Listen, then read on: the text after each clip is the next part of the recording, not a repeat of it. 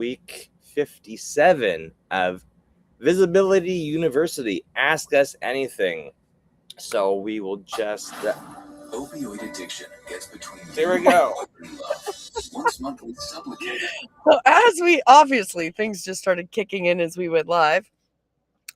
As you come in, let us know where you're coming from or where you're watching from, and throw some questions in the chat. Yeah, let's get the chat going here, and we will talk. What was the topic this week that we had decided on? Why people don't recognize your channel? Simply because you're not active on your channel. You're not uploading. They don't recognize you. Well, actually, like when we get into it, there is some really interesting points about what we've been talking about and the validity of having long form and using that long form to create your short form. So there's a consistency across your platform. So there's a lot of validity to that, and it's a consistency of your branding and that you show up so people know what to expect. So that's really when people go to your channel, can they recognize that that short and that long is from the same channel? And whether or not you're actually, you know what? I do so many YouTube audits, and I find the consistent theme I find is that YouTube's like an island. You know, the Instagram, the Facebook, the Twitter, whatever social media presence you have seems to be consistent across channels, and then YouTube's just this island over on the other side, which has been started and stopped, or was consistent for years and then stopped, or even if it is active, it's completely different content. And it just seems weird when you know that your potential customers, people who find out about you, when they are searching the internet and they kind of see this split personality. It's like, well, your website's kind of like blah because it's just, might have offers, might be e-commerce, blah, blah, blah.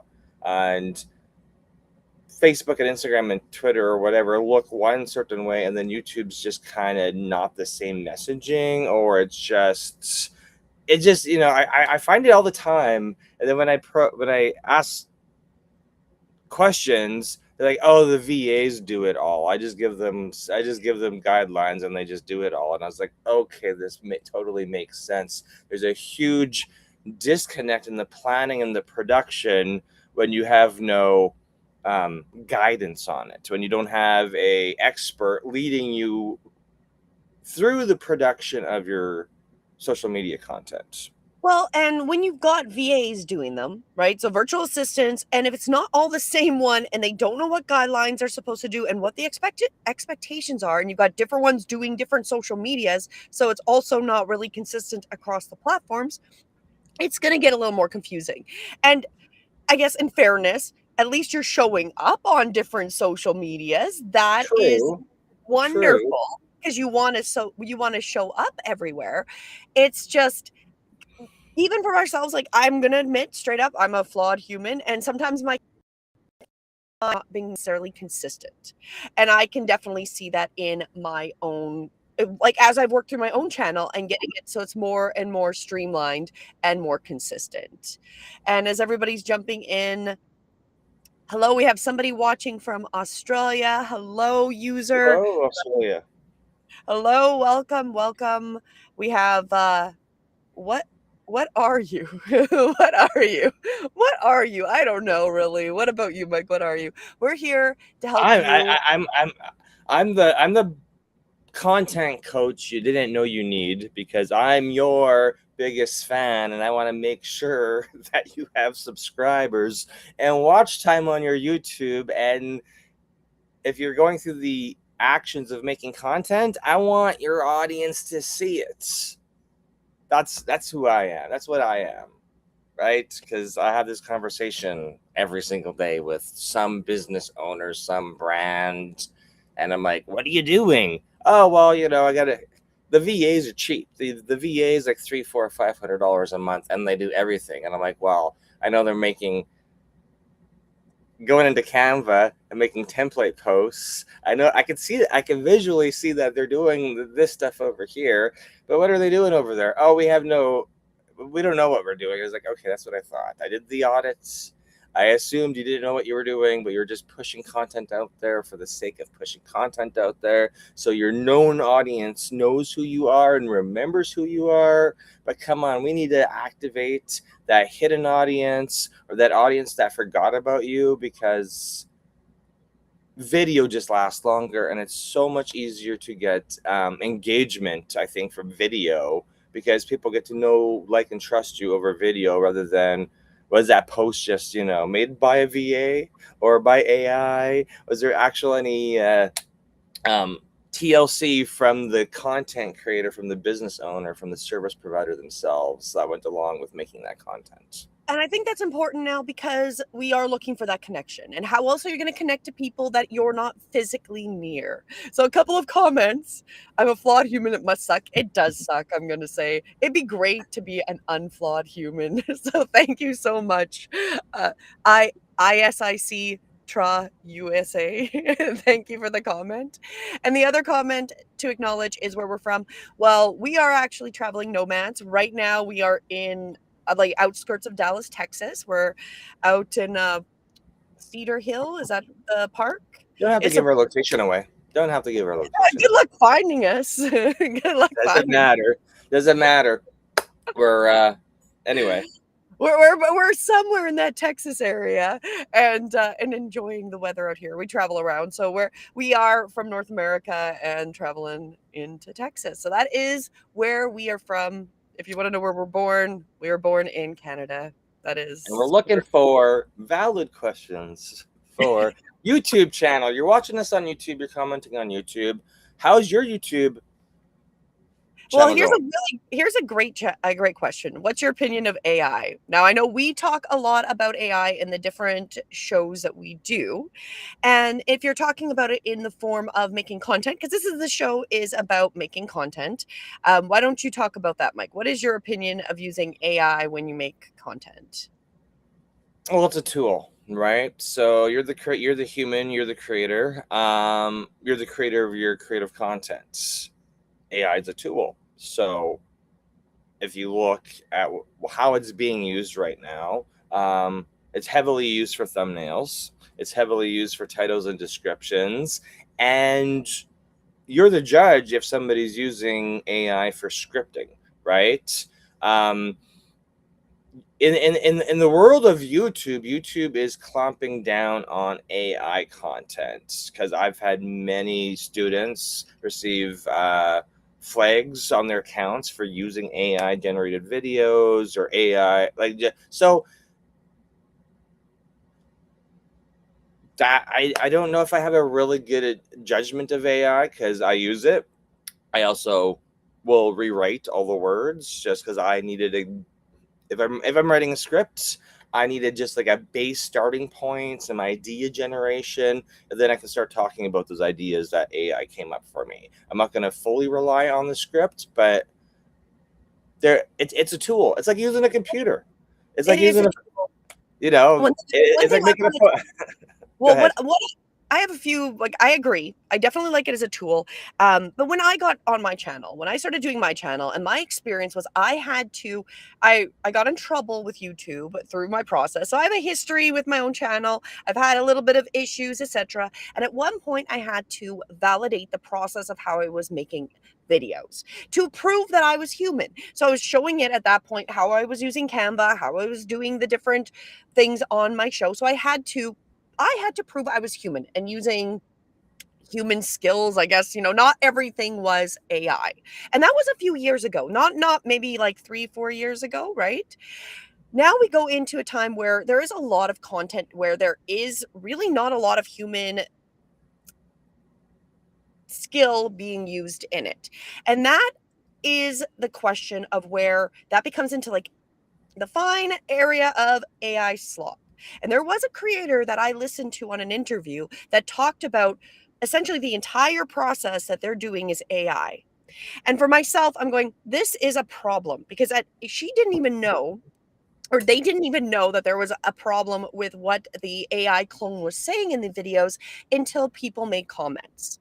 That's, in my opinion, especially if you're using AI the entire way, you need to know what that AI created, right? So you have an AI clone that's doing the speaking, you've got the AI generated script, and then the AI actual voice, right? And if you're not even going in and editing, making sure you know what the script is saying, making sure it's saying it properly, watching the video, what did you add to it, right? So then that is when we're starting to go, well, then there is no point for human, right? And if you're promoting people to make AI content like that and they're looking for trends, this is also my concern. We're literally going to have thousands and thousands of videos on the same content because the AI is going to look for the trend, which will feed to the other AIs, and they're all going to pull out the same content, and you're all going to be talking about the same content with your AI clone, with the AI voice, with the AI what it thought was important. And often when I'm planning shows and I'm asking for ideas, because I'm doing my own research, I'm finding things, but sometimes I'll ask, what the AI thinks about something, or if it can come up with an idea, and then I go into a research. Often I'm like, these aren't even good. They're not even really, like when I'm asking for suggestions, I have better suggestions than the AI often comes up with, right? So it is a tool, and it's a tool we need to be aware of is super useful, but we can't give it too much power. That would be my purpose. And my point is it should not run your channel. Like, you really, as a Well, creator, you, as a business owner, have know what's going on in the content that you're creating. well, you brought it up. You literally brought it up that if your YouTube channel gets flagged because you're adding content to it, you're growing it, and when you get to that, if and when you get to the monetization level, 1,000 subscribers, 4,000 watch hours, YouTube is going to ask you, they at any time, what your production looks like. They are going to flag your channel, possibly take it down, and they're gonna give you like a 30-day window to prove. You need to like record a video of how you made your content. Yep. Can you actually make a video displaying your production cycle? Well, I Right? guess They don't want a video coming from your VA. They don't want yeah. to. They don't want to. They're not going to want to see a video of you scripting and pulling in of your AI bots. Like, they're not going to. You're not going to get out of that red flag limbo. Yeah. So, and it may not have been so aggressive in the past, but really the 2025, 2026, we saw this huge boom of AI content, which is literally just videos with static images every three to 5 seconds. There's a lot of AI video generation systems out there making just like slideshow videos. Those are all going to be removed eventually from YouTube. So we've seen it. We've used those tools in the past. Yeah. So it's just a matter of, you can use whatever tools you want to build your channel. And this is why we built YouTube University every Saturday, 9 a.m. Eastern, was for creators to come in and say, give me some idea. Here's the problems I have. I need some new ideas. We give them guidance on how to build it from scratch, keep going if they got stuck, whatever. And the AI question comes up a lot, and we're like, yeah, you could use it, but if YouTube flags you for using it, are you still going to be able to proceed with your channel and come up with ideas that are not being generated from AI? Well, exactly. In case you have that, right? So it is like AI is a good tool. However, you want to be as creative and adding your human creativity into it as much as possible, because at some point, it doesn't come off authentic. And I do believe, okay, yes, lots of humans will watch the stuff and everything, but at some point, I think there's going to be a huge backlash, because there already is with a lot of that AI stuff, because people don't want to. And unfortunately, a lot of people don't even realize that they are following things that are AI because they do look super realistic, right? So it's an interesting thing, and True. we'll see True. how it rolls out. But my last point on that AI, because we do a lot of shows about it, is learn about it. Learn about it. One of the things the US government, and I'll talk about it again because I do think everybody should do it, they have a Make America AI Ready. Okay, so they have a whole thing on that. And each day they'll text you and teach you something about AI. And it's very eye opening. On what they're teaching and then what you see going on with AI, right? So that would be my recommendation. But we had some questions. We got a few things like, which field are you from? Well, our background, we are both background in computer science. We have technology degrees. Mike, why don't you explain a little bit about where you've come from? For the last 20 some years, I've been providing technology support to business owners, like generally 100 employees, one to 100 employees, a lot of service businesses, plumbing, construction, mechanical services, like just owner operators who needed to make sure that their computers worked well. And then that's what I've been doing for the last 20 realtors, like business. I'm wearing my hat right now that one of my YouTube students made for me. It says don'tgethacked.app. So our business is called don'tgethacked.com.ca. We provide 24/7 cybersecurity, pretty much like a chief technology officer in a fractional or part-time consulting for business owners. So that's where my field has come from, and everyone is getting started with YouTube. So this is perfect addition to the service offering, as we're going to provide you the production help to get your content out there while also making sure your computers are backed up, your website works, your email system works, and make sure everything in your business is well documented and backed up. So and they work together, because the more content you make, the more data you're using, the more you're producing. The system, you'll unfortunately often have more issues with your system. So they kind of work. Everyone outgrows their system and their storage capacity, and this is why we love YouTube so much. Is we can just stream all our show content to YouTube and then make clips from it, and then those clips can then go to all your social media platforms. Exactly.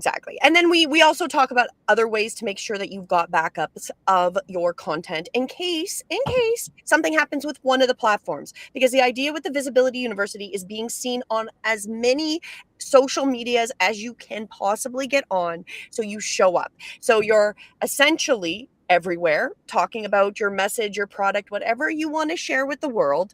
And that if you do have any issues in the future and you have a problem with one social media, you don't disappear. And so it's a little bit of like doing an insurance policy for your own content too, right? So we talk about that, as well as the ability of attracting the viewers and the people that will appreciate whatever your message, product, service is. Because if you're everywhere, that's how you're going to find the people that will value what you're talking about. So we have oh my gosh, it's embarrassing the amount of years we have of this. If we talk about it, Mike has now going 30 years of experience in technology and all of these departments. That's where we're really coming from. And we have university degrees and have worked self-employed for pretty much our entire adult lives. I like to frame it as just like demystifying technology, because there's so I've spent every day watching YouTube videos and years watching YouTube videos just to see what advice is out there, what good advice is out there, and what terrible advice is out there. And then because I know I know exactly where my customers are. They're watching content, say, hey, can I figure this out myself? Could I do a DIY application of this particular skill set or this particular technology implementation? And if not, who can I trust to come in and actually make sure it's implemented? Like yesterday, for a year, let's just put this out there. For a year, I've got a client dealing with a terrible website hosting company. Just terrible, right? And generally when a business is looking for a website, what are they doing? Well, they're just doing, they're on the internet searching for a business who would specialize in a website for their particular business. And they found somebody, and they, without consulting me, because they weren't on a monthly contract at that point, I forced them into a monthly contract after going through such a terrible website setup. And now it's a year later, and they're like, hey, this all needs to be changed. And I'm like, there's no problem. We can change it. But you need to agree to go on to a monthly maintenance contract with this website, because now that you've seen the terrible support out there for WordPress websites, since you've seen it, since you've experienced it, now we're going to go move to a new system where it's going to be done right. You're going to get, if you have questions or changes, or you want to add something. Realistically, what's happened is they want to add a new system, a new marketing system. Well, they can't even access their DNS records. Exactly. And the reason is because I don't know what this other company is. Anyway, it's all being brought back, and it's going to be great because we've got a team. We got multiple contractors. We got a great team that's responsive and that will take care of you properly. Right? But this is what happens is people are looking for a service and they go out on the internet. Are they finding you? Right? Exactly. Because most of the best service providers out there don't even have a YouTube channel. They don't have YouTube content. And They we need to don't change often don't even have a website. I unfortunately think the saddest thing is when you find a business that only has a Facebook site, because you have literally put yourself in this gated little community of where if you ever have a problem with Facebook, you can't even access that. People can't really find things. I personally will not use businesses that only have a Facebook website. It makes me angry because the reality is you can put up a free website to literally have a landing page for every business. There is no excuse that you have gated yourself into one social media and then you have no content anywhere else. Like, the reality is so easy to do this that you are limiting your business reach, your reach overall, by not being seen and not having these things in place, which, yes, you have to put a little bit of time at the beginning, but then once they're set up, it's easy to maintain. So we talk about getting visible because we really saw what happened about not being visible online during 2020. We saw that we were always working with small businesses, and all those small businesses that were reliant on local businesses have literally gone out of business. They've So all disappeared. they disappeared. So we really we want to help small businesses and medium businesses and people. Well, they've got to stay in business if we want to help people. So it became out of the necessity of losing clients that we're like, we need to help people stay in business. And that's where this came from. And I want to kind of jump back because we had a question about the AI. Do you think it's saturated? I do believe the AI content is fully saturated. I do. And I can definitely see where people, because you're starting to see images that look a lot alike. So you can tell that people are using similar AIs, right? And then you can see that there's trends. And I'm like, did AI take that from something I said and then give it to other people? So now everyone else is talking about it. So you're starting to see that it feels like it's almost a closed loop. And so you have to be adding something to it or perceiving what it's giving you and asking questions. So AI, I feel like it is becoming saturated. And it's only going to become more saturated if humans aren't adding their own opinions, their perspectives, and questioning the stuff that's coming out of AI. If that makes sense. Does that make sense, Mike, what I'm kind of going on? Yeah, no, it's well, I wasn't sure if the saturation question was about AI or not, so that's a good answer. Well, I think it was. Okay. There was no further context on that question. It's, I don't know. There's a lot of AI out there, and there's a lot of, what's popular right now, people making clones of themselves, right? And calling it authentic. There's no way your video clone of yourself is authentic. If people know it's a video clone and you stayed out, put a disclaimer at the front of the video that you're using that it is an AI clone. I think, if we're just going to talk about AI clones, I'm like, an AI clone. I know the reason the AI clones are promoted. They're like, hey, my AI clone has 1,000 times better conversion rate than me on camera. And I'm like, well, that's fine. Leave that on your video sales letter on your website, or like whatever. Like there may be particular, there may be particular use cases for those AI clones, but I believe, I don't really think it's authentic to put that stuff on your YouTube channel. Well, I don't either, and I unfortunately think when I know when I'm watching a video and the presenter is too perfect that it's probably AI.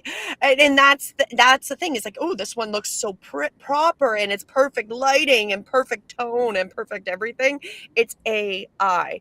And so really the only thing we've got going for us is really real authenticity by being human and Well, maybe Julie, they're using the perfect images as clickbait to say, hey, to sell that particular service. That's like, hey, I got 1,000 customers because of this, perfect AI clone I did on my, sales funnel. I'm going to teach you how to do it. But I'm like, it may not necessarily be that. I'm like, it's like that that perfect AI clone of you may have got people to watch the ad that got them to the offer, but it's still the way the offer is written that actually got people to buy from you. It's just like the clickbait. The AI clone video, I know, because I know it, like, I know the person who's been selling AI clones, and then of course all the people in his group have been doing the same thing. So it's like, okay,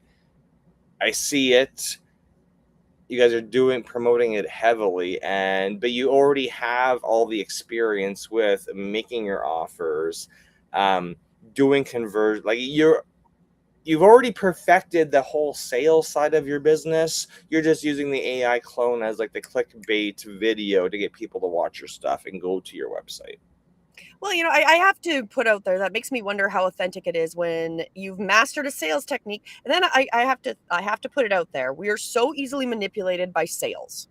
Humans are like, sometimes when I start talking about sales and I start going down it, I go, are we that ridiculously lost that we are so about just shiny clicky and that we just fall for these click scams? And then it's interesting when I have such a hard time because I don't want to sell that way, but that's the only way to sell. And I'm like, I sit here feeling like I don't want to be scammy. I don't want to trick you. I want to present an authentic offer that has value, but that doesn't sell the masses. The masses want fake. That is kind of the problem with the saturation, is that they also want to fake before. AI has just now made it easier for people to make things look shiny and like it's shining up the turd. And that's what AI can do now, and easier than we could before. You had to use more manual labor to shine up that turd before. Now you don't even have to. And so that's kind of the problem, is I feel like we have I to like that. I like the comment on the screen right now. That's great because it's 100% true. Remember, exactly. kids, everything you see online is just a reenactment of something that has already happened before. That's the same with business coaches or sales techniques or whatever. It's like I perfected something that I've been watching for 5 or 10 years. So where did I learn it from? Well, I just learned it from somebody else who was doing it in a different manner. It's the same with any business coach or any person that you see online who looks like they've got a complete and full life and they're making massive amounts of money. Or where did they learn where did Tony Robbins and Grant Cardone and John Maxwell, where did all these people learn their stuff? Well, they learned it from the people who came from before them. Exactly. Well, and experience, and then kind of mix it, right? So it's interesting because you bring up something that I thought about recently, not related, but kind of related, about how do we truly make new authentic things, or do we all just repeat from each other? And that was also because of seeing like the trends with the AI stuff, right? Which really is going to funnel humanity and our ability to critical think too much if we don't put humans into the process of cognitively thinking about the information we're getting, right? But it is interesting because it does lead you down that hole of, when do we actually have a unique idea, right? Like, when is it actually something different? And Or if you have that idea, is there other people around the world with that same idea at the same time? Because your same birth chart as you, and that's or just astrology. in the consciousness, right? This idea is there, and the people that are in that alignment are just going to all pick it out, and so simultaneously a bunch of people have this similar idea with a different flair, right? So it is interesting on how that works. And then I'm going to make another comments here that I want to die again, because I know we talked about it. My daughter makes a lot of art, and I love real art, and she's using technology to help her make art as well. So she's doing a lot of digital art and stuff like that.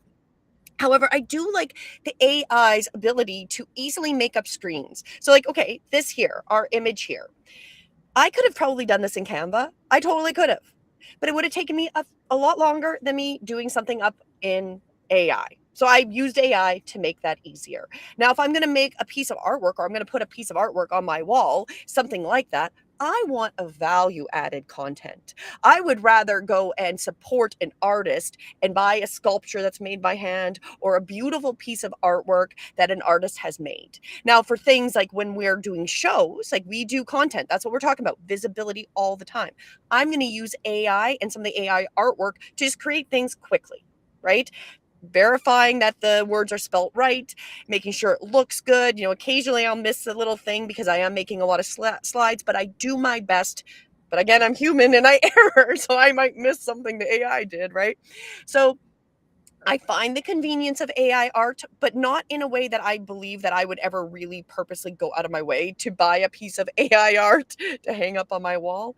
I don't know. What do you think about that? Because it does bring a lot of like, You know what? You know what the funniest thing was? I was watching a video. I ended up following somebody, and he's completely against crypto, right? So I don't know. But the funny thing was, like, he was talking about NFTs, and he printed off an NFT, and he's like, "I just stole your $100,000 NFT," right? And it's like, oh, wait a minute, NFTs were kind of like, I'm not saying it was the start of AI art, but it's it's just interesting where I now see people coming out against crypto, like professionally coming out against AI or crypto or whatever, because they're like, hey, it's not human, it's like whatever, right? So it's like, oh, okay, we're at this interesting point in 2026 where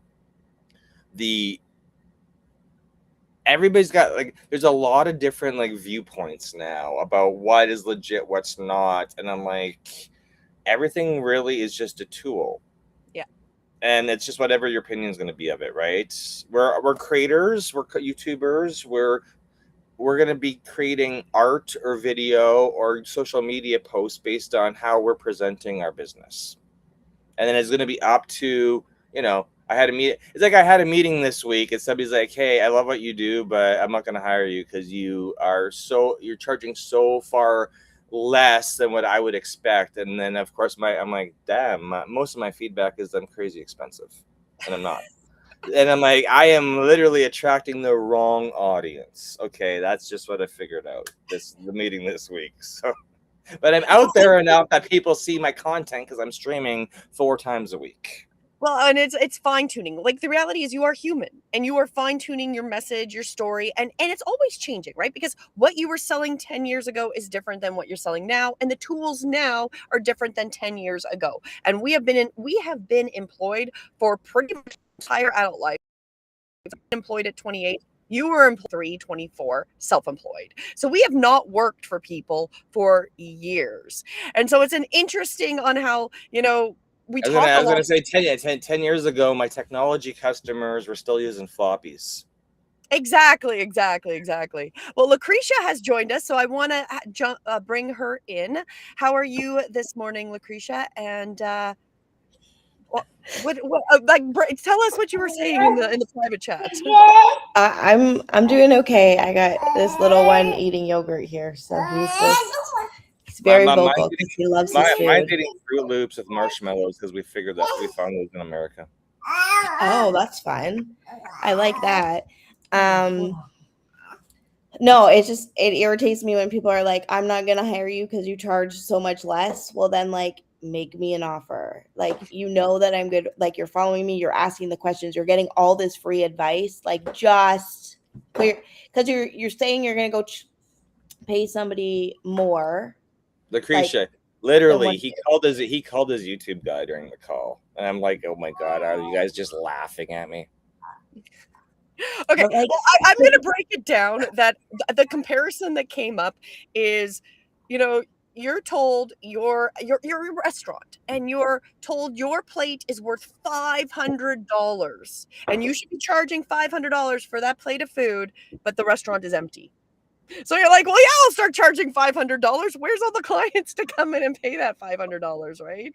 there's that, and then like they say that they're going to pay a price, but like if you're still looking for this service and I'm offering it to you for less, are you just saying that as an excuse to not Well, like I join think me, or I think it may have come from a point of, I don't want to say embarrassment, but I was asking questions about the YouTube channel and there wasn't really answers.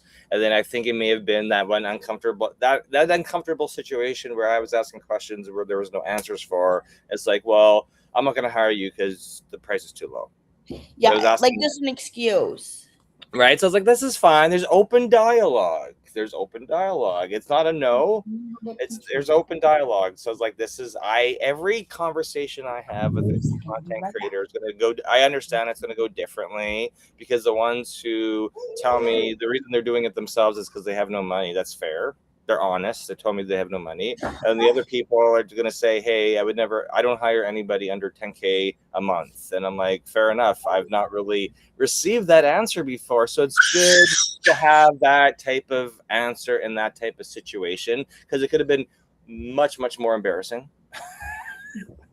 Right? They could have been witnesses. I'm telling everybody you can be my witness, but there was no witnesses except, so I was like, whatever. I will just refine my offers and say, hey, we have this fully, it just gives me the ability to add something on the higher end and have that complete higher end package defined and not be cut off guard by not having it. Well, it did bring us up to the conversation we had last night, which is like, okay, well, do we do this package? Because we've designed our packages because we still want to produce our own content. We can't guarantee to put our man hours to produce content for other people. We can help people. We can show up. We can show you how to use tools. We don't have the ability to create and do, like, if you want us to do your descriptions, if you want us to do all the work we're showing you, we don't have that manual power. So we're like, well, how do we, because we've now had this comment a couple times in ways that maybe weren't direct. And I'm like, well, obviously we need to offer an option where we go and find people to help them. So we do an option where we're going to hire the people that can then go and work directly. Because we've also had many people come and ask us for jobs and look for that. So we're like, well, can we use the two different ends, the people that need more holding hands, but we can't hold your hand. So we use other people that are looking to help hold people's hands, and we start kind of bringing that together. So we're actually looking at expanding our business that way so we can help multiple people, help those type of people that want us to literally do it for them, but we don't have that manual hours to do it all for them. And then for the people that are going, oh, do you have some business here? Well, we can help them start to have business. Well, on the positive note of that embarrassing situation is it did make us it's only embarrassing for me because I was the one there. So, but it does. Like, it does. you don't even have to like say like an absolute price right now. You could say like starting at, and then build that was really it because the response was like, why don't you fly into somebody's, charge them the X amount per month, fly into their city once a month, bring in the videographer, bring in the editor, have the scripts ready. The business owner is going to sit down for 4, 5, 6 hours, whatever. You film everything and then it's up to me to distribute it. They don't want to do any of the distribution. They don't want to do any of the posting. They just want to see subscriber numbers, and they just want somebody to come and do it so they can go off, make their $1 million a month. But it's also me when I meet people, I do research on you, but I don't know what income bracket you're in per month or per year. And I think it is a little bit what you're saying there is asking the right questions at the beginning to know if those are those type of clients or the ones, because we've really designed our packages. Well, that was the other thing. It's like, right? Like our packages are designed for you to get the steps you need to get into the process of having this make a process. And if you do, and when you do build, you could always hire VA or hire outsource, but you've got a process that you can then give them to do what you're doing, right? Literally, the prices that are there are based on everybody who's come and bought already and what they were comfortable with. So it was really just who's our audience right now, what they're comfortable with. Let's roll with that. When we have more complexity come in, higher end clients come in, we're going to have to, go up because there's more service offering there. And we've already come now to reassess that we have to look at this other possibility of how we can connect things that have happened, resources and people we know to assist everybody so we can just that's our intention. I know some amazing videographers. They're in Toronto or they're in New York. So I know one. He lives around here. He used to live in Toronto. I was just like, okay, just got my Exactly. ideas cranking more. I was like, okay, perfect. Now I know how to respond when I run into meetings where it's you just don't really realize how big certain brands are when you meet them, because you're like, hey, it's a solo operation. Well, it's not really a solo operation. It just looks like a solo operation from the social media posts. Well, you don't really know until you start asking those questions, and that's the thing. And then when you learn, and this is us just discussing your situation happened this week, is it's part of doing business. It's part of being seen, part of being visible. You're going to have good conversations. You're going to have difficult conversations, and it's learning and adjusting. You might, not take it all, take it with a grain of salt. How many times have you been told in your life you're crazy expensive? I get it all the time. And it's like, what are you talking about? That happened this week. Like, you whoa.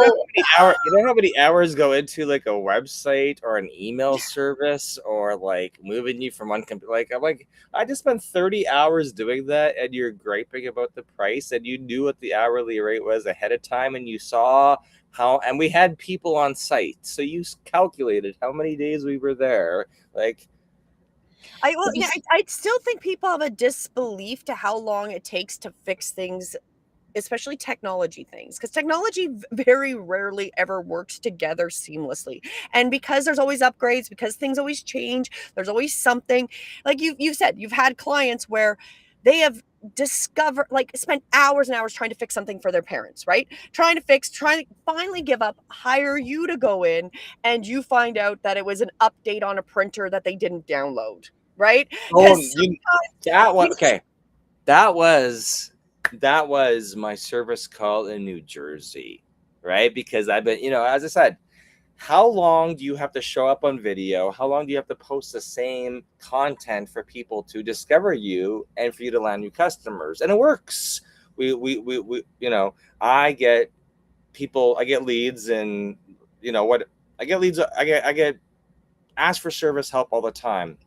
And literally your Wi-Fi in your home office may not be working because you literally did not do all the software updates. When you open that box from Costco or Amazon and had your grown adult children or your neighbor or whatever, or your IT guy plug it in and connect it to the internet, if you don't do all the updates for that equipment, I guarantee you that equipment ain't gonna work. And that's the service calls we go in and do. It's like, well, I had somebody professionally do this. I'm like, well, I know you paid somebody to professionally do this, but was this actually done properly? Because I'm going to be the guy calling you 30 days later, 60 days later to say, hey, we made those tweaks. Did they actually work? Yes or no? And if not, okay, I know what the next step is, but I want you as the customer to understand that there's possibly a lot of environmental variables to deal with, and I'm patient. I'm going to deal with them all with you, but I need you to understand that it's not just plug in, turn on, and it works. Well, I want to point out one thing, because it's slightly off topic, but it's related with. I think we're already off topic, so. Well, we're off topic and on topic. It's all about this. It's all about growth and being visible. One of the things you're talking about is really your experience, right? So you've been self-employed. You have this huge amount of experience. So you get professionals. Everybody's got different years. We have, like I said, you've got 30 years of experience behind you, right?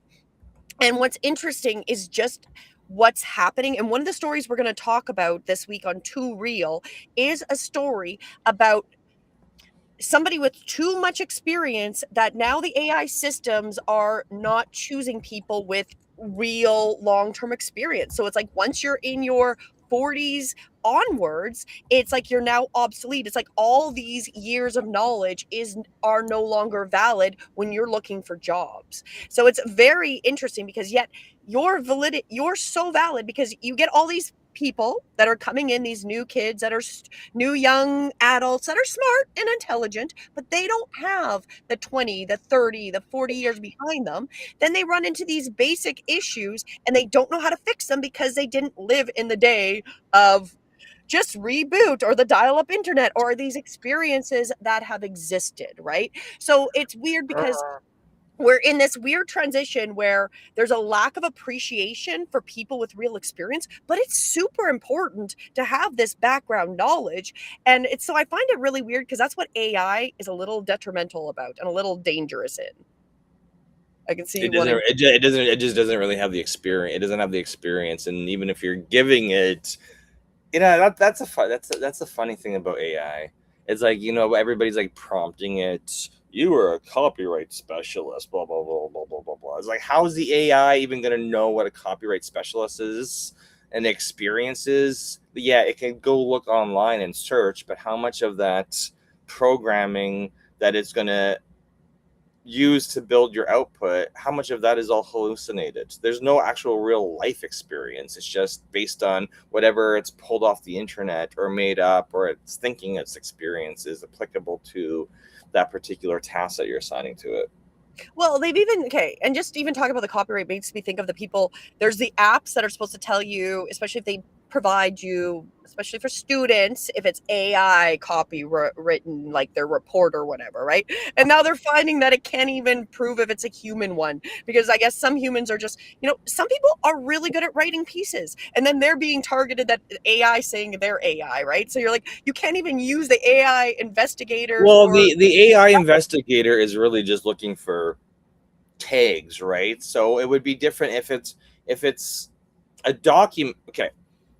You would be able to ascertain if it was, you would be able to ascertain or decide whether or not it's AI based on the file that was uploaded, because I'm going to say I'm 100% sure that any actual, if you're just copying and pasting texts, well, that may be a little bit more challenging to decide if it's AI or not. You're going to be looking for writing style, punctuation, et cetera, et cetera. But if it's like if it's an actual file, like a PDF or a Word doc or something, there's going to be a watermark in the file. There's going to be metadata saying, hey, this was outputted by ChatGPT or Claude or whatever, Manus or whatever else, right? Yeah. So anyway. Well, and, we know there's the basics it does, but it's still not, it's like what I said about doing that AI training and about how much humans still need to do the process, right? So one of the biggest things I've noticed with the AI is AI generates you information.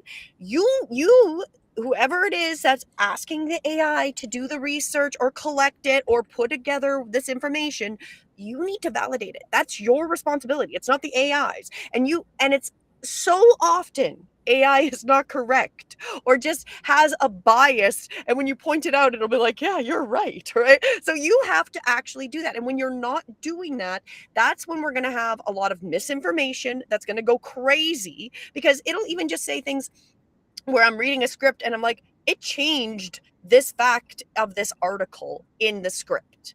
So I at least had read the article, so I'm changing it because I had read the article. But if I didn't know that, maybe I'd be And what I'm going to say, and then this is the trouble with having AI write your YouTube scripts without you. We tell all of our students, AI is a great tool. It's a great tool. It can shortcut a lot of your writing time. However, you still need to read through it and validate the data, because I've had customers call me to say there's something wrong with my computer. And I'm like, okay, what's going on with your computer? Why did a factory reset? And I was like, why did you do a factory reset? Well, because ChatGPT told me to. And it's like, wait a minute, back up. What was the problem? Oh, it was slow. And it's like, so you just typed, my MacBook is slow into ChatGPT and it spit out that you needed to do a factory reset. Yeah, that's what it said. I'm like, do you have a screenshot of these instructions? Send me this. I was like, well, there's nothing you can do now. You just have to wait 7 hours for the factory reset to be finished. Well, what about my data? And I was like, well, I hope you have backups. So it was, if if people are making content, that's not the it worked. That advice worked. The computer was factory reset. So it's not fake advice. It's just not the right advice for that type of situation. Well, and that's the whole thing. So actually, I want to get back to the chat for a moment. So we've got Anki made the comment about writing a 3-page essay, got it an F because it said it was AI. Exactly, right? Like that is unfortunately part of what is happening is that, my question is we can't necessarily rely on what AI is telling us, right? And if you follow our two real I was going to shows say that. Mondays, we talk about a lot of stories that go into people being wrongfully arrested based on AI identification, and that there's no human that goes and verifies so one of them is facial recognition from camera, and there was no human that stopped and verified that the person they decided to go and arrest was in that area, that was exactly the same person, the picture. They didn't have AI is making people lazy. And then that is when it becomes a massive problem, because when we're literally outsourcing our thoughts, that we're no longer using any of our ability to critically think and any of our ability to have common sense, which I know is not common, we are doomed, because we have to everything from AI you should actually probably take it in as assuming it is wrong. Having AI prove it is telling you the truth. And then when it gives you the proof, you go and use another AI and your own mind, and then you go research it, right? Like you kind of have to take everything it does with a grain of salt, that you don't know if it's getting the full picture, if it's understanding it, and what it's actually producing, right? So that it's just that overall warning. Now, we've had a few people asking about what we're specifically here talking about. So we are here promoting people to be visible. So we come every Saturday morning and we'll answer any questions that you have about being seen. And we talk about technology, AI, because that is all valid and is part of our experience and is actually part of creating content. Yeah, and we really want you to get started with your content, your YouTube channel, and well, the technology we use is Restream, because you're able. Literally, you could take 10 minutes, 20 minutes, half an hour of your day, and just stream from your computer to all your social medias, and just get in front of all your audience at the same time with your new services. What you fit, like documenting your life, because as an IT professional, as a YouTube coach, 7 days a week, I'm interacting with customers and offering them solutions to their problems, whether or not they buy or not. And where it's like, hey, you should, here's what we can do to move you forward. I was having a Facebook Messenger chat with, not a customer, but a potential customer. And I was like, Mike, I've made some shorts since we last talked. I'm like, okay, we talked in March. It's June.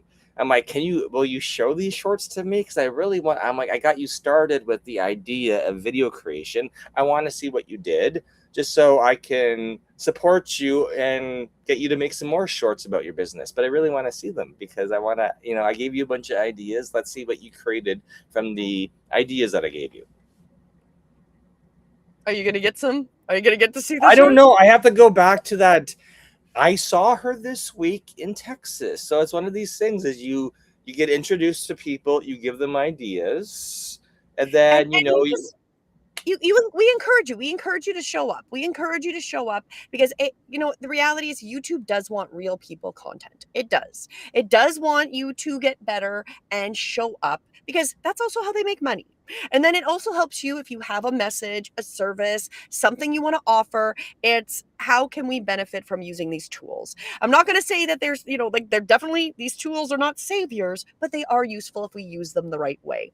And I like this comment from Arasan. I'm Paul. I don't know how to say your YouTube handles are challenged most of the time to speak. So, but it is true. People have always been lazy and will continue to take the easy way out. And that is a trend we do see that is, unfortunately, I agree, going to be a little bit of an issue. Because we will see this, that if you follow the whole, not related but kind of related, of digital ID, it's amazing how many people will jump on it for the convenience. Because we already have this situation in our home province where they're rolling out a 3-in-1 ID and everyone thinks it's a great idea for convenience. And I'm sitting here going, we don't want all this data combined into one database. That's not a good idea. It's gonna get hacked day one. It's a government system. It's gonna get hacked day one. Exactly. So and then again, Perplexity offers sources where to grab info, but the humans have to verify that, and that is the truth, right? So it's this whole thing where AI and the people that are making the AI slop, where they literally have the AI clone, then the AI is generating the script, and then using the AI clone voice, and there's no human interaction. This is the problem, right? They're not verifying the information that the AI clone is reading. They're not verifying it's saying. I think that's the biggest confirmation about that world. The biggest confirmation about that world and that content was that Hey Jen interview we were watching, where it was like, I didn't know my clone was saying words improperly until I had 200,000 subscribers. So you weren't doing any quality assurance on your YouTube, on your video content, until people were complaining that I know that you're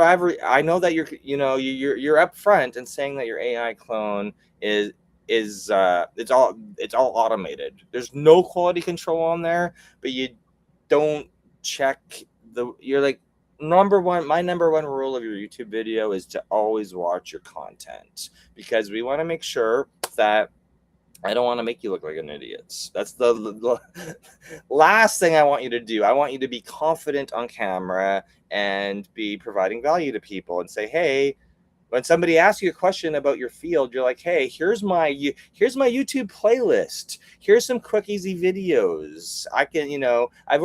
You asked me a question. I've already made a video about this, setting up a website or dealing with WordPress or whatever. Here's the videos. Go watch them. And if you have any, go watch them and come back to me, because then you know what I do, the quality of my work, how many years I've been dealing with this, et cetera, et cetera. And that's answers exactly. Being seen, like making your own channels. Exactly. Because I do believe, especially even if you don't have a service or a product per se to sell, you're selling yourself. And at some level, even if you're looking for a job in the future, if you're showing and sharing your skill, especially if it is something in a specific industry, that's going to help give you the authority. So whether you want to maybe eventually be self-employed in that industry or be hired, it can definitely help you in that. But then I know that some people who have had the reverse of being like the social media experts and then having success on their own social media, and then sometimes struggling to get a job in social media because the company doesn't like that they've been successful on their own.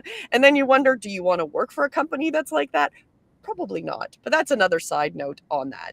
And then one of the last comments as we kind of finish up today, because I think we'll talk about what we were going to talk about next week, but with your YouTube accounts, the big thing, Anki, if you are interested, we would highly recommend that you go and reach out. You can reach out to us at IamYouTubeFamous.com, or go to the @YouTube IamYouTubeFamous, or whichever platform you're watching us on right now, whichever YouTube channel. You can message us directly, and we can assess and maybe help you out, because sometimes some of the things can be really easy. It's like, when was the last time you did a video? Maybe that's part of it, right? Mike, what are some of the three channels. You mentioned you have 3 channels. 3 channels is a lot of content to create. That's a lot. That's literally three different audiences that you're building at the same time. And it's a lot of work. It's not undoable, but I think at that point you need to have a production schedule for every single day of the week, and you're breaking down your tasks of what you do, what you work on this is what we designed for people in when they pay for visibility when they pay for our one-on-one training. It's like, what are we doing every single day of the week? Because you need to be in that mindset of, okay, I've got these channels, I've got these shows, right? Like, what are you actually focused on every single day of the week in order to get your content created? Because it's a bunch of work, especially if you're going to care about the metrics, the subscribers and the views and the watch time. Some YouTubers, that's what they're focused on, and others are just focused on content, and they're like, hey, I'm not going to worry about subscribers, views, or watch hours. I'm not going to worry about any of that stuff. I'm just going to be consistent with making content. And so it's a mindset thing, and 3 channels is a lot. I know some of our students have said, well, should I do this or this or this? Is like, get consistent with making the content. yes. Because I don't want you to feel bad about having 3 channels you're not being consistent with. One channel. Exactly. Pick one, make sure you're consistent with the one, right? And then go from there. And it's interesting because you bring up something where I started a second channel and I was like finding it really difficult because it was completely different content. And now I'm doing a second channel, but I'm specializing it on one specific content that I'm also putting on my main channel. So it's actually made it a little bit easier because of the way I've changed my perspective of it. So what we recommend, if you're struggling, reach out. We will happily do a little assessment and maybe give you a couple suggestions. And of course, you can join us every week here on I Am YouTube Famous on YouTube, or wherever you're following us on Facebook, YouTube, LinkedIn, wherever we are. And oh, this wasn't the one I wanted. I wanted this image today. So why don't you go over? Where is that? Did I not bring that image in? I thought I had. You tell me you had this prepped. I did have it prepped. Well, there's that image. I don't know where my other image went. It didn't show up. Good times being live and not perfect. So as we finish up, why don't you talk about the visibility engine and just explain a little bit about it? Okay. It is super straightforward. The visibility engine is literally make some long form content, right? So just make the content. If you need to practice, you can practice. We're using the software we're using right now is Restream, which allows you to either live stream or record in studio and then distribute it later. So there's a bunch of different ways to make your content, but make long form content and then cut that into shorts. What I really meant, Mike, was just summarizing up what we're promoting. That was actually what I was talking about. Well, you just left it on the screen, so that's the only screen I have because the other screen didn't come up. I have this one and I have this one, Mike, so I can talk about the end of our show. Okay. Threw me off with that image. Okay. That's why I said. That is why I actually said talk about our visibility engine and the promotion. That was what I was attempting to communicate. Okay. Well, now you have got the show schedule up. So I'm just going to remind everybody about the show schedule because we're already at the hour. That was why I brought up that, and I was looking for my screen that disappeared on me. Okay. So, of course, this is the Saturday show. Visibility University, Ask Us Anything, where we invite you to watch and participate in the chat. Ask us your question. We had some good questions this morning about YouTube channels, right? Because that's what we get all the time. So what are you doing right now? I'm loading. I found the promotional image that was missing. So please join us every Saturday, 9 a.m. Eastern for Visibility University. Bring your questions because I love answering questions about YouTube and where people are getting stuck and people don't seem to have ideas on what type of content to make. And we're full of ideas because we've been making YouTube content for years and testing how many views we get, what watch time we get, what type of comments we get, and taking it all in stride to make better content going forward, because it's all about increasing your confidence with your content that you're putting out there, whether it's, talking head videos like this, or you interviewing somebody, or you showing your before and afters, your products or services. It's all about confidence. It's all about getting you to be confident on camera and building out that YouTube channel for people to discover you. Our Sunday show, we have, this is the benefit of our visibility engine framework that we've built for you over the last couple of years. We show you how to make content, make shows, show up confident on camera.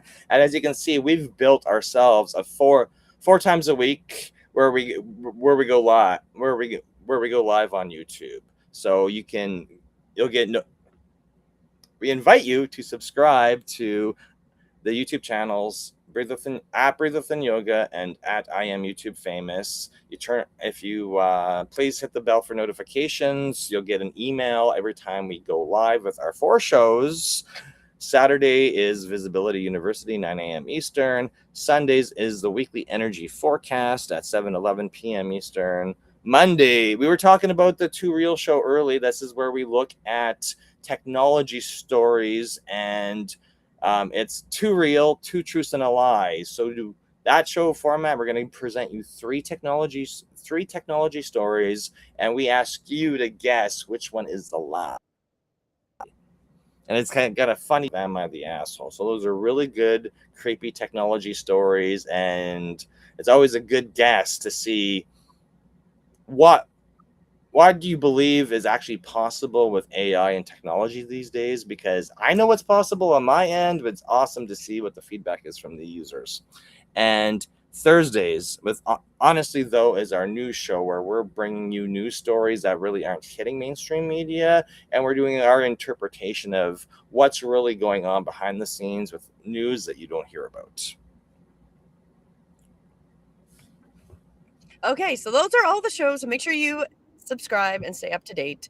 And then I will show this because I don't know why this is the one you were looking for. This is the one that I wanted you to talk about and just pretend it was there that wasn't there. But the visibility engine. So this is how we help you get seen. So you can join us at I Am YouTube Famous.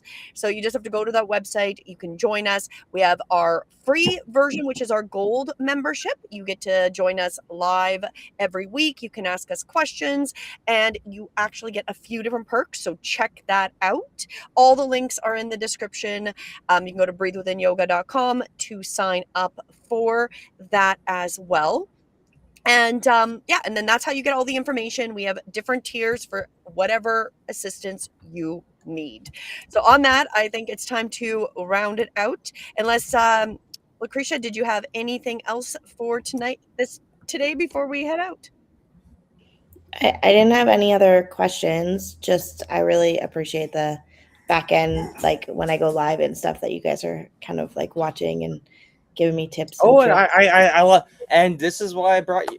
I'm super happy you found us because I learn from your content. So maybe just introduce yourself and say what your channel is so we can maybe get you some subscribers, because I think I appreciate your lives. So they're really good. They're really good. So tell everybody a little bit about yourself before we end up. I'm trying. So my channel is called I Am So Capable, and it's basically everything that like I've been in this business 26 years as of last month, or 21, 20, might be 21. 21, not 26. I'm going to be 36, so it's 21. The channel's called I Am So Capable, and it's everything from like how to use different tools and platforms to like what questions I get for tech support, because I do a lot of tech support and social media, and like it could be just like building a website on the back end, and all of those things. And then I also have cerebral palsy and help people kind of navigate being a child with cerebral palsy to being an adult with cerebral palsy. And so I talk about like my life, my journey, those steps there too. And I do it all, and it's all under Socretia, but which was supposed to be social and Lucretia together, my name, but then it just evolved into something so much more. So yeah, I that's think it. I think the YouTube handle is really catchy, so I like it. And I So got it just- correct, right? Yes, that's correct. Yeah, I like alternated between I'm like just I and then the M without the apostrophe, but then I am just it sounds a little bit better. So Yeah, and guess what? If you get famous, when you become famous, people are just gonna copy it anyway. Just like my handle's already been copied, and they're pushing out a ton of content, and I'm like, well, that's fine because I am live streaming 4 times a week to my channel, so beat that. yeah. You get somebody who copies you, and then they're putting out higher polished stuff, and I'm like, you know what? I'm teaching my students to be comfortable with live streaming and making content out of that. So it's always the fun thing of imitation is.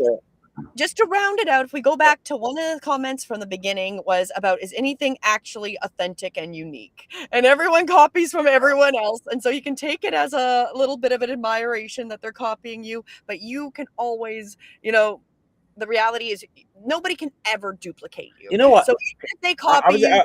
I was gonna bring this up because I think I don't know if I mentioned this on the Saturday call last week or if I mentioned it on the Wednesday private VIP call. I've got that friend who's got that. So whenever, I don't really consider him a competitor because he'll only deal with your YouTube channel once you're over like 25,000 subscribers, right? So I don't even feel we're like in competition because we're helping people get started to get to the 1,000 subs and to get there and to activate to do all the cool stuff we do. But I told him months ago about making series, like make TV show style series, because there's so many eyeballs on YouTube, and there's so many eyeballs on YouTube every single day. People are looking for shorts, of course, but people are also looking for traditional like 20-30 minute TV shows, right? And then of course he took that idea and he's been pitching it to his customers with large accounts. It is crazy. So an account, I watched one yesterday, and it was like house hunting. They're looking at houses to flip in Texas. This guy's got like 20. Show, right? And that was actually like, we saw that type of stuff on HGTV. You know what? You are now. Guess what? Like 7 hours into its release, like 30,000 views. But it's also on a YouTube channel that has 23,000 subs. So it's like, okay, they took your idea, right? So we're always sharing ideas. Well, I was giving value. I was like, hey, I want you to like me, and I want you to understand that I got some good ideas. I just don't have an account with 20,000 subs that can test this idea. You don't need to justify it. At this point, they just took your good idea because you have good ideas. So on that, like the reality is, take the ideas, be inspired by other people, and then add your own uniqueness. Don't be an AI clone. Let's go with that. Don't, use it. Add some value. I want to document our. Oh yes, that's a great idea, Lucretia. Like there's so many stories we always think about. Like we should make a story of this and this, but you got to find what you're passionate about, because really we could do a whole series on problems traveling and pulling your home across North America. But that's not really our passion, and unfortunately, we usually forget to take video when we've had all. You know what? I'm okay being embarrassed about IT stuff I do wrong or YouTube stuff I do wrong. like just the one level I haven't gotten over was like, hey, because somebody's gonna point out something that and I don't know. I'm just like I haven't It's gotten more embarrassing to get stuck in someone's yard. 2 years into RV life. I've had terrible things happen, and I'm just like, I'm not ready. I'll talk to you in person about it. I'm not at that point where I feel comfortable enough filming it all. I was gonna document being like pregnant with cerebral palsy because like there's not a lot on there and there's so much like misconceptions and all these things. And like I just didn't film or even like take a lot of pictures because half the time it was just like getting through it, or I would think to take like the video and the picture after I was already doing it, and like being like the one taking the photo, or like it was really hard to do that all in like the moment. And like our Well, housing it sometimes comes down to that you just need, when your kid is grown up, you'll have a videographer built in. Yeah. They become the videographer. Our other students is like, this is why, like, Jared the engraver is literally got his sister. He's hired his sister, and she's walking around filming everything while he's doing the thing.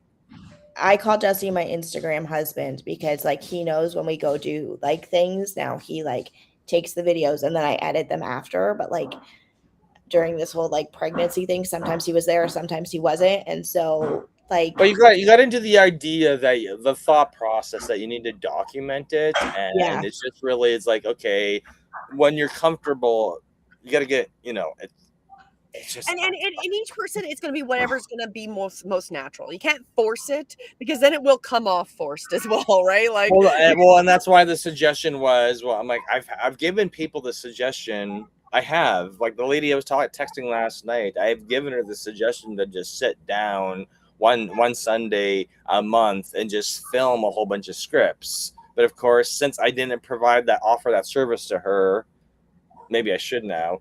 Since I didn't offer that service to her, that stuff was never created. And so, right? And that comes back to what we were talking about getting the feedback and seeing what people really need, and then offering different packages for different people, right? Because not everyone is going to be at the same level, and that's the big thing with our visibility engine is we are working one-on-one with each of our individuals that are doing it to see where they need help. Right. And we're also to see where they need help, and also to readjust that production cycle, because a lot of people want to do content every single week, and some are able to do it no problem. Some are able to do it no problem, and others, I'm like, it's gonna be like, I'm like, okay, we need to plan to do it. We need to make it. Is it gonna take you, 2 weeks to make an hour of it? Like, everybody works at a different schedule, and then until you get comfortable. And we're changing it to offer different services for the different people that need the more specialized help, right? But on that, now we've gone over, but I totally appreciate everybody coming into the chat. Thank you, everybody, for commenting. It was great. There was a lot of good conversation going on. Again, thank you, Lucretia, for joining us. And make sure you do follow her. Again, I will highlight her YouTube, so you can go and follow her there. She's got lots of great information, and she's definitely going forward. I like your lives. They're great. And so again, you can join us and become part of our free gold membership. You can go sign up here. The link is will be in the description. We'll make sure we have that everywhere as well. And on that note, join us again next week, Saturday, 9 a.m. Eastern. And if you have any questions about being visible, any questions about technology, AI, we will discuss them, because we're all about all of that. And I was gonna say, share this with I know everybody's got friends who are curious about YouTube, or they've got dead accounts out there that need the reactivation, and they just need to talk to a support group who says, hey, this is like, sometimes it's time, sometimes it's tech, sometimes you're out of like whatever the excuse is, it doesn't matter. That's in the past. Share this with your friends, because I know everybody out there has had the idea to start YouTube, or they got stuck, or they weren't sure. Or if you're like, so one of our students got 2 of his accounts banned, 2 brand new accounts banned right away. And they're like, well, what do I do? And I'm like, file the appeal, confirm you're human, and let's move on. But I know sometimes when you run into those red flags, or you get stopped, your momentum gets stopped, it's a good reason to quit. but you Or just no, need it's not some. it's You actually just sorry, need some it's not advice to move forwards. I was gonna say it's not actually a good reason to quit. It's a good reason to double down because you will want to quit, right? And Oh, I that's know, but depending on your personality, sometimes you're an easy quitter. don't be an easy quitter. Okay, on that, don't be an easy quitter. Join us We'll next see you. week We'll see you next week. Next week, same and time, same place.